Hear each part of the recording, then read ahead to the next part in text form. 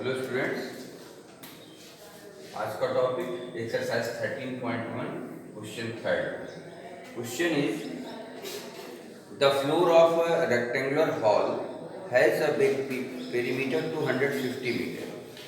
If the cost of painting the four walls at the rate of rupees 10 per meter square is rupees 15,000, find the height of the hall. Okay? तो ये देखिए हमने इसकी question की summary यहाँ लिख दिया है व्हाइट बोर्ड पे. जो रेक्टेंगुलर हॉल है उसका बेस रेक्टेंगल होगा और उसका पेरीमीटर 250 मीटर दिया गया है. Cost of painting at the rate, जो पेंटिंग करना है हॉल को उसका रेट क्या है, ₹10 पर मीटर स्क्वायर. यहाँ पर लिखा है 10 रुपये पर मीटर स्क्वायर. और कॉस्ट ऑफ पेंटिंग में पूरी कॉस्ट कितनी आएगी, 15,000 आएगी.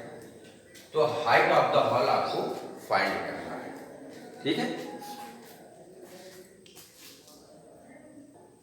तो स्टूडेंट्स सपोज दैट ये आपका हॉल है, नीचे जो दिख रहा है रेक्टेंगल, इसकी एक लेंथ होगी, ये ब्रेड्थ होगी और ये हाइट जो कि आपको फाइंड करनी. अच्छा, इस हॉल की पूरी painting, cost of painting at the rate, लेकिन जो ये पेंटिंग की गई क्वेश्चन के अकॉर्डिंग केवल वॉल्स में की गई है. वॉल्स में मतलब कि ये सीलिंग नहीं है. तो 4 वॉल्स की पेंटिंग में कितना रुपया खर्च हुआ, 15,000. और किस रेट से खर्च हुआ, ₹10 पर मीटर स्क्वायर. तो इससे आप क्या निकाल सकते हैं, बताओ क्या निकाल सकते हैं, आप बताओ. पहले हम रेक्टेंगल एल बी निकालेंगे, लेंथ और ब्रेड्थ. क्या निकाल सकते हैं सर?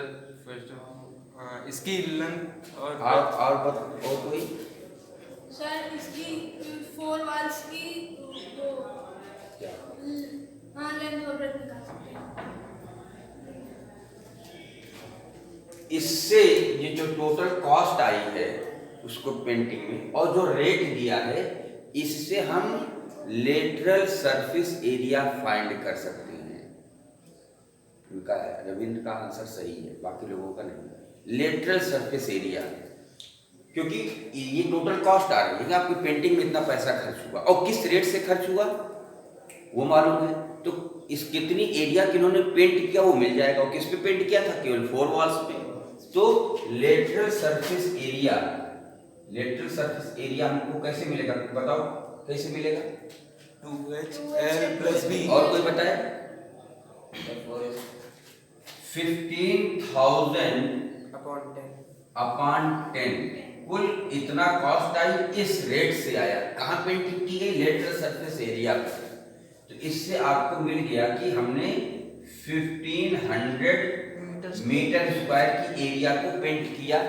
तभी तो 1500 × 10 करोगे तो 15,000 पे करना पड़ेगा. ये आपके मन में आना चाहिए. अभी तो फार्मूला की बात बाद में होगी, अभी तो रेट, टोटल कॉस्ट और रेट दिया गया है. बात समझ में आई कि नहीं आई. ठीक है. अब इसको ऐसे समझने का प्रयास करो कि मान लेते हैं कि 100 रुपए में, 100 रुपीज में आपको पेन खरीदनी है. तो आपने एक पेन की कॉस्ट 20 रुपीज की कॉस्ट से, ठीक है ना, एक पेन की कॉस्ट 20 रुपीज, 100 रुपया आपको दिया गया. आपको कुल कितनी पेन मिलेगी, तो 5 कैसे आया, 100/20 आपने किया ना, 100 को 20 से डिवाइड कर दिया तो आपको मिल गया 5. बिल्कुल इसी तरह टोटल पेंटिंग की कॉस्ट ये है, रेट ये है, डिवाइड कर लेंगे तो कितना मीटर स्क्वायर एरिया को हमने पेंट किया. और वो पेंट कहाँ किया था, केवल 4 वॉल्स पर, इसलिए हमने यहाँ lateral surface area. Is it clear और नॉट. अब LSA आपको मालूम पड़ गया. तो LSA का फार्मूला क्या होता है, 2HL + B. और ये कितना हो जाएगा, 1500